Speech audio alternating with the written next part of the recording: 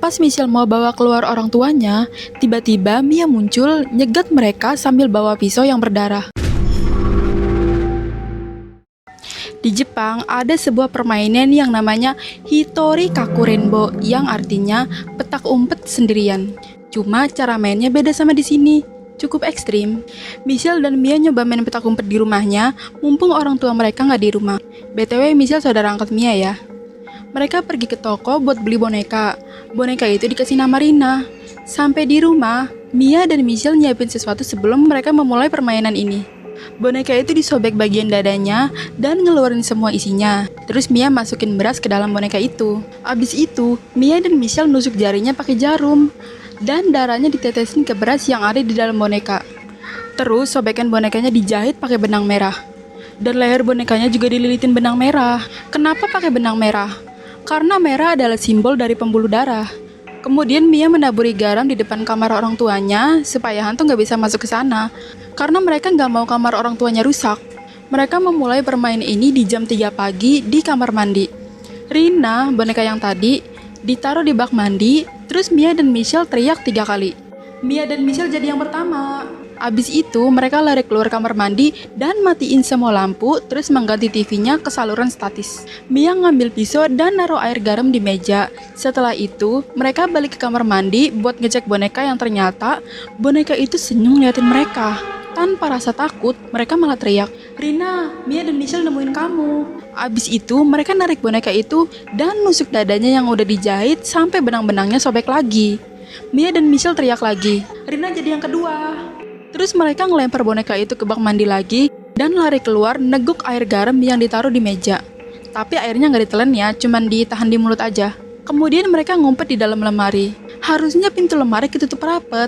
Tapi karena Mia ini kepo, dia ngebuka sedikit pintu lemari dan dia mengintip.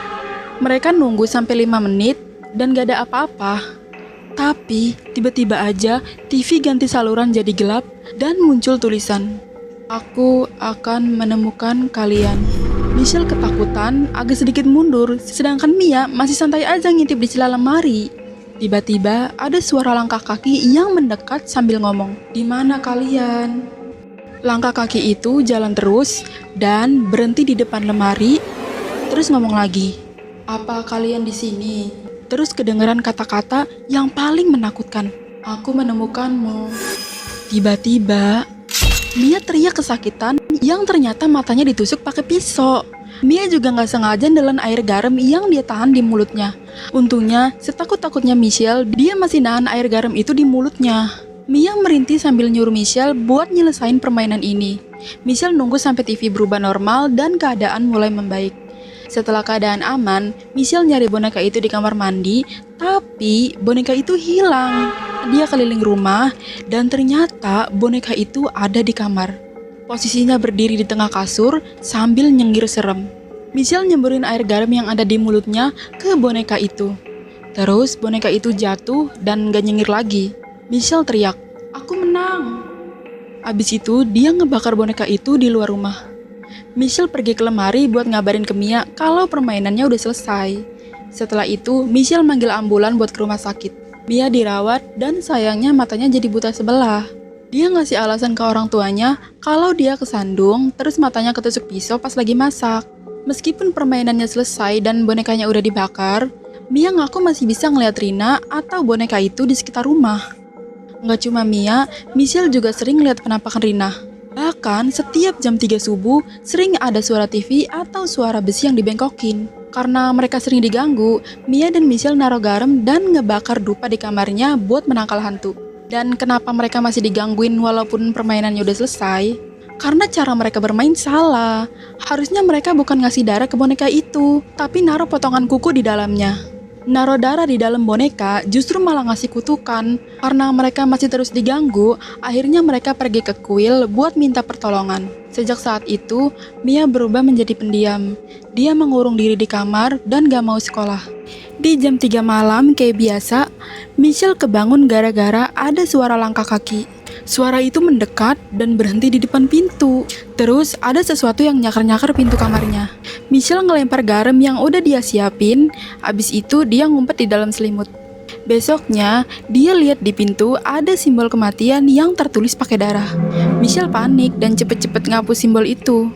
Tapi simbol tersebut gak cuma ada di pintu kamar dia. Simbol itu tertulis di pintu kamar Mia juga. Michelle nyuruh Mia keluar dan nyuruh dia ngeliat simbol itu. Tapi Mia cuma senyum aneh dan bilang, "Jadi itu udah dimulai." Michelle heran kenapa Mia cuma senyum dan bilang kayak gitu. Sampai akhirnya Michelle baru sadar ternyata ada luka sayatan di tangan Mia. Michelle ngangkat tangan Mia dan nanya keadaan dia. Tapi Mia malah ngibasin tangannya dan teriak, "Tinggalkan kami sendiri." Suara dia berubah kayak bukan suara Mia biasanya. Sebelah mata Mia yang masih normal juga berubah jadi hitam. Michelle kaget terus masuk ke kamarnya dan nutup pintu. Besoknya, Michelle pergi ke kuil. Selama perjalanan ke kuil, Michelle ngerasa perutnya sakit dan kepalanya pusing. Tapi dia berusaha nahan itu. Baru aja nyampe di gerbang kuil, Michelle akhirnya nggak kuat. Dia muntah, setelah itu pingsan. Michelle ditolong sama biksu dan penjaga kuil di sana. Dia pingsan selama 8 jam. Setelah sadar, Michelle nyeritain kejadian kemarin. Biksu nasihatin Michelle supaya jangan coba-coba main permainan kayak gitu lagi. Soalnya dia kena kutukan. Jadi permainan ini itu bisa ngasih kutukan kalau roh yang nyari mereka bisa nemuin mereka dan bakalan ngerasukin badan mereka dan menguasainya. Walaupun Michelle nggak dirasuki, tapi Michelle tetap kena kutukan. Syukurnya biksu udah ngasih doa-doa buat ngebersihin badan Michelle dan ngasih Michelle sebuah jimat. Karena si Michelle ini gak dirasuki, berarti yang dirasuki adalah Mia. Makanya Mia waktu itu bilang, "Tinggalkan kami." Michelle pulang ke rumah dan nemu surat di atas meja. Surat tersebut dari orang tuanya yang ninggalin pesan kalau mereka harus pergi jengukin baby Rina yang ada di rumah sakit. Baby Rina adalah bayi yang baru lahir dari adiknya ibunya Michelle. Well, baby Rina. Mia namain boneka itu Rina dan menusuknya. Setelah membaca surat, Michelle ngecek keadaan Mia di kamarnya. Dia ngetuk pintu, tapi nggak ada jawaban. Akhirnya, Michelle ngintip jendela kamar Mia dari luar. Tapi, dia nggak bisa ngeliat apa-apa karena tirainya ditutup. Kecuali, ada satu mata yang mengintip. Michelle jatuh karena saking kagetnya. Dia lari ke kamarnya, naburin garam di depan pintu, terus pintunya ditutup. Abis itu, dia megang jimat sambil ngebakar dupa. Selama ini, Michelle takut sama penampakan-penampakan yang gangguin dia pas malam. Tapi, sekarang Michelle lebih takut sama Mia. Rasanya dia tuh kayak pengen pergi dari rumah itu, tapi nggak enak sama orang tua angkatnya. Karena mereka udah nganggep Michelle sebagai anak kandungnya sendiri. Suatu hari, Michelle ke dapur karena mau makan. Tapi, pas jalan ke dapur, dia ngeliat cipratan darah di lemari yang pernah jadi tempat persembunyian Mia dan Michelle waktu main petak umpet. Michelle ngeberaniin diri buat buka lemari itu. Di dalam lemari itu, ada sesuatu yang gak pernah kita sangka. Di dalam, ada ibu dan ayah yang mukanya berlumuran darah. Mata mereka bolong karena dicongkel. Tapi mereka masih sadar ya.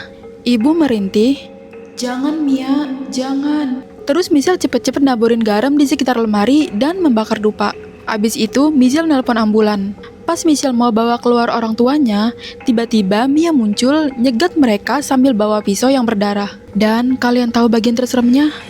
Mata sebelah Mia yang buta robek keluar. Sebelumnya mata dia kan udah dioperasi dan cuma ada bekas lukanya. Tapi sekarang dia malah ngerobek-robek matanya sendiri. Dan mata sebelah yang masih normal, bola matanya muter-muter sambil tersenyum jahat. Terus Michelle lari ke pintu belakang dan minta tolong sama tetangga buat nolongin mereka dan manggil ambulan. Ibu dan ayah berhasil dibawa sama ambulan, sedangkan Michelle nggak ikut karena dia harus ke kuil dan minta pertolongan biksu lagi. Sebelum pergi, Michelle nengok ke belakang dan ngeliat Mia ngintip di balik tirai jendela.